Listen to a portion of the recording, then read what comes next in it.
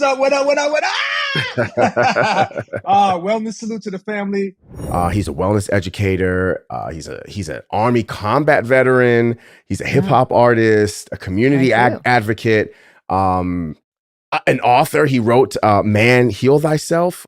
You know, he has a pretty fascinating story about his journey to self acceptance and how he came to taking care of his own well being. Just for a little context, his mom, who was and is, Queen Afua, a huge deal in the wellness community in Brooklyn and now worldwide, let him teach meditation from a really young age. And that's kind of like where his journey began. That's cool. Just the title of your book, Man, Heal Thyself. Yeah. This must have been a journey that you embarked on for yourself before Yes. you decided to lay a path out for others. What's been the biggest challenge for you, or some of the biggest challenges for you on this journey of self-acceptance? So I had these tools and I became a teenager. Unfortunately, my father and my mother divorced. And he unfortunately, went down the road of crack cocaine. So now, it went from me just being the child that was brought up in the yoga and the meditation and the mindfulness to me wanting to be tough for him because I felt that he was broken when I was younger, right? And that took me down a path away from how I was raised into the street. So I had a little moment where I was in the game banging lifestyle and the whole hustling. I had that dark moment, but I was able to overcome that. So in that returning to myself, I started to be more fired up about my own personal wellness, self-care, and wanting to be a bridge to others because I knew I had the tools, even though I veered off a little bit. But he says that acceptance of that situation, accepting the humanity of his parents as human beings is what got him through.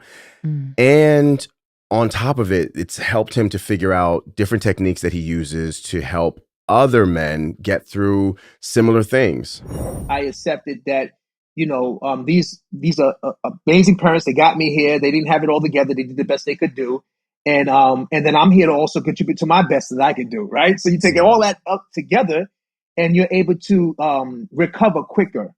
And so we have a lot of wounded adults that have not healed that inner child, in my meditation practices for myself and, dealing with the brothers that I am of service with, we do this exercise of called writing a forgiveness letter, right? And so the whole point is you're supposed to go into a meditation, 10 to 30 minutes, and just reflect on the time from maybe your childhood or even recent point that was so traumatic to you that you have not made peace with or overcame, right? And in that meditation, before we write the assignment down, we want you to visualize, what could you do yourself now looking back at it to lend support energetically to that version of yourself that was not strong to withstand that trauma.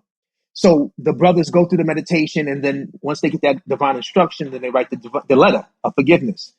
Look back at that moment that you were able to be resilient and channel that and lend support to your wounded self, with a place of forgiveness. So it's just practices like that I find not only help me, but they help a lot of brothers that are able to activate those practices. So this acceptance of his situation and his parents, it grew to a larger scope of self-acceptance at a deep level. And it helped him to hold on to the wellness tools that he had from when he was a kid to manage PTSD and the other stress that he encountered in the military. And then he started sharing this with other people and helping other people in the battlefield to do the same. I never stopped being able to be an example for my battle buddies that were dealing with some serious. I had PTSD like them, but I just had different tools that I was blessed to have early on. So I know how to drop into my meditation, drop into my mindfulness, drop into my practices that I never stopped since I was 5 years old, And so I was able to help others, with breathing. And so I noticed that I say, wow, in this military environment, what civilians don't know, a lot of these holistic wellness tenets are embedded in the practices. They have this thing called downtime. They give us like meditation. It allows us to go into an area where we can just listen to some some rain or some bells, chimes and stuff, and just that, decompress. What I did was I just took on the things that I was already in tune with, and I would Sure. magnify it. It's Yeah. like I found myself in the environment, the things that maybe were not as pronounced to others, and I would Yeah. just highlight it because I'm like, do y'all know they're meditating in the military? You know how dope that is? I'm hyping it up. This is incredible. Highlight it. So everything that I was about, I would just be highlighting. If you're true to yourself and true to your self care and knowing thyself, you will magnify that through people, places, and things. Gosh, I just think it's so important what he was saying about learning to find acceptance for his parents and compassion for Yeah. their humanity.